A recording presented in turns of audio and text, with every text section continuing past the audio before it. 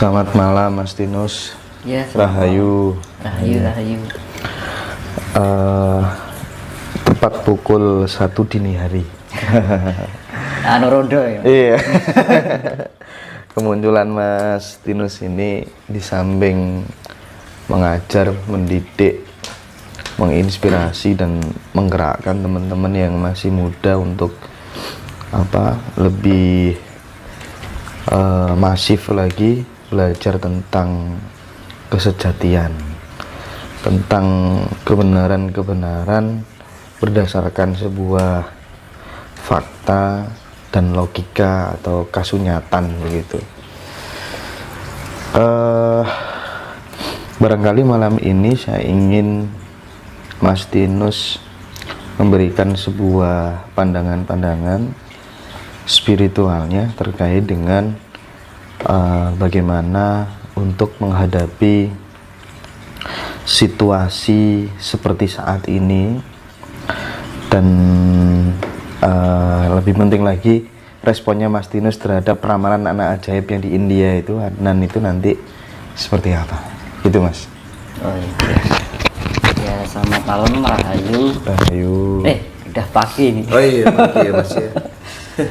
Ya, ini kita sharing aja, nggak ada istilah gurui atau gimana, nggak ada. Kita saling berbagi, semua juga untuk semua.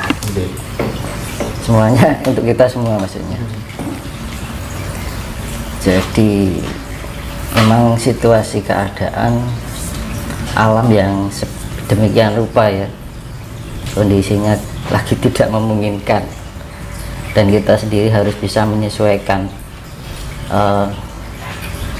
apa keinginan alam semesta itu. Kita harus paham dengan itu, harus peka dengan itu, harus lebih meningkatkan intuisi dan kesadaran diri kita sendiri. Jangan sampai kita lengah. Dan supaya tidak lengah itu bagaimana kan gitu ya, biar kita tidak terbawa arus. Ibaratnya dalam bahasa Jawa itu keli ning ora entuk keli. Kudu ngetokne bani purwita sari suci kang iline munggah kan gitu. Jadi jangan sampai kita terbawa arus, karena perputaran cakra alam semesta itu ibaratnya itu energinya lagi kencang-kencangnya. Karena kalau dari apa yang saya rasakan kan akan ada transisi perpindahan zaman, dan setiap zaman dahulu sampai sekarang itu transisi selalu ada, dan setiap transisi perpindahan zaman itu selalu diakhiri dengan bencana yang maha dahsyat. Nah, itulah yang saya bagikan untuk teman-teman semua, untuk saudara-saudara kita semua. Jadi intinya itu biar kita itu bisa menjadi orang yang merdeka ya. Kalau kita udah jadi bisa orang yang merdeka kan enak gitu loh. Jadi tujuannya ini kan yang namanya, ini bukan suatu ramalan ya, tapi suatu kepekaan rasa. Kalau orang Jawa dahulu itu ada sesuatu yang akan terjadi itu ada feeling gitu ya. Jadi kita harus peka dengan itu, jangan sampai kita lengah, dan kita harus di dalam kehidupan sehari-hari itu harus tetap jeli dengan sikap dan perilaku kita, perbuatan kita, ucapan kita, rasa kita, pikiran kita.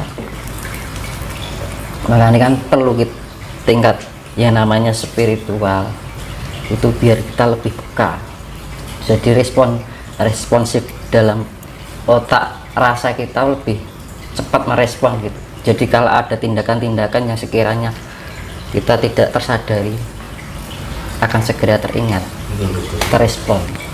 Omonganku kok yang ini ya, nah gitu loh. Oh, aku kok di pikirannya lah ya. Oh, kok aku di perasaan prasangka jelek sama orang lain. Iya kan? Iya. Padahal kita kalau berpikiran prasangka sama orang lain belum tentu kita sendiri juga baik, dan juga belum tentu kita tahu sebenarnya orang itu bagaimana. Ibarat dalam bahasa Jawa sawang sinawang kan gitu. Nah, akhirnya pokoknya yang paling kita waspada itu adalah ya tadi, jangan sampai menyalahkan, jangan sampai merasa pintar, karena ke depan ini akan ada banyak keributan masalah itu. Itu sudah, sekarang itu sudah berjalan. Semakin masuknya semakin dari semakin itu terus berantem. Nah, untuk nanti mencari kebenaran, Curiga. itu nanti curiga, nanti fitnah, keluar macam-macam. Nah, Itu berarti seiring berjalannya waktu tidak semakin surut, tapi semakin menjadi-jadi, semakin membesar. putaran energi cakra semesta semakin berdampak pada emosional. Nah, kalau kita nggak segera melatih tingkat spiritual kita, kan tujuannya spiritual kan biar kita lebih bisa mengendalikan diri, lebih mengontrol diri, karena terbiasa dengan kehidupan yang lebih tenang, sehingga kondisi kita lebih terseimbang. Jadi orang gusa-gusu, ojo kagetan, ojo gunan.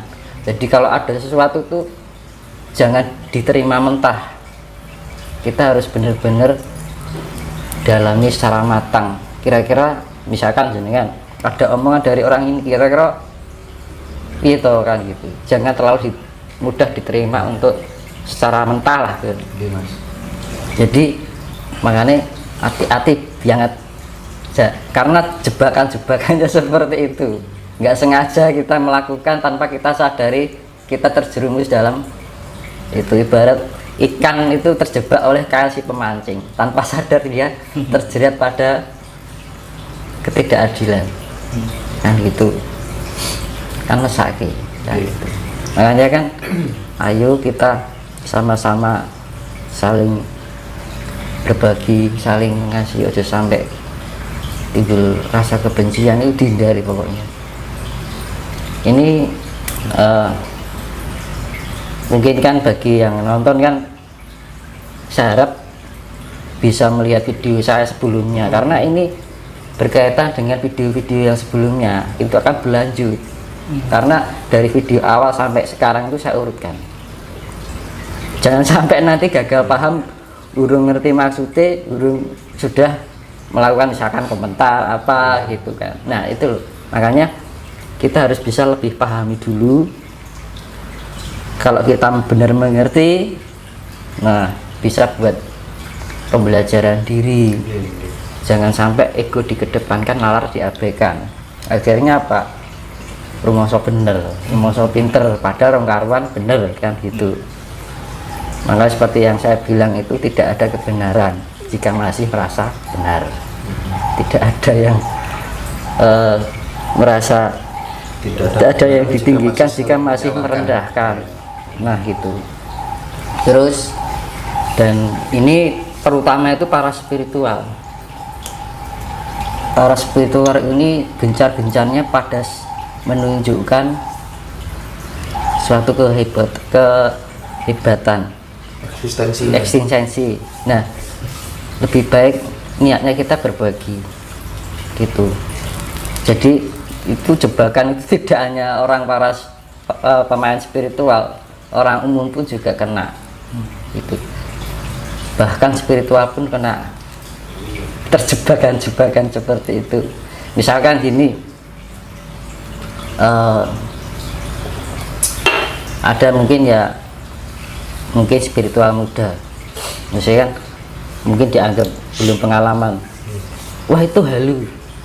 Nah itu nggak perlu, karena apa toh halusinasi itu, setiap orang pasti mengalami halusinasi gitu. Tujuannya halusinasi apa? Untuk mencapai kesejatian itu, semua orang pasti melewati halusinasi, mengalami fase itu ya. Iya. Benar. Dan orang yang sudah pintar pun belum tentu dia tidak terbawa halu. Nah gitu loh. Makanya jangan sampai, wah ini orang ki halu, belum tentu kita sendiri tidak halu. Makanya ini contohnya gini, orang memanah itu mas, memanah ada bidikan, itu otomatis kan kita belajarnya kan untuk mengepaskan titik tengah kan harus tahap pembelajaran, lama-lama kan kena gitu kan. Nah sama halusinasi itu seperti itu. Jadi halusinasi itu bagian dari proses untuk menapaki jalan spiritual yang untuk jadi penjembatan dari untuk menemukan kesejatian itu Iya, tadi. Jadi yang namanya halusinasi semua orang itu mengalami. Ya, halusinasi ada dua. Halusinasi yang mengarah pada kebenaran dan halusinasi yang mengarah pada ketidakbenaran. Kan gitu. Nah, halusinasi itu bisa terjadi karena imajinasi, pikiran otak, memori otak kita. Jadi gitu. Jadi banyak orang mengatakan halusinasi, tapi apa tuh halusinasi itu? Kan gitu.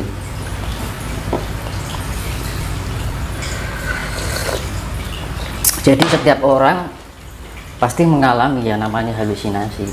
Jadi kalau kita melihat orang seperti itu, action yang kita lakukan adalah kita mengarahkan, misalkan bagi yang sudah tahu ya, misalkan contohnya gini, Mas, kayak orang latihan panas itu, ini caranya begini loh biar pas. Nah gitu, sifatnya jangan disalahkan atau direndahkan. Nah, jebakan-jebakan yang seperti itulah yang akan menjauhkan kita dari sifat welas asih. Ya intinya pokoknya melihat sesuatu yang sekiranya secara mainstream tidak cocok dengan diri kita itu, jangan terus kemudian menjustifikasi salah, menjustifikasi halusinasi dan lain sebagainya, karena orang itu mengalami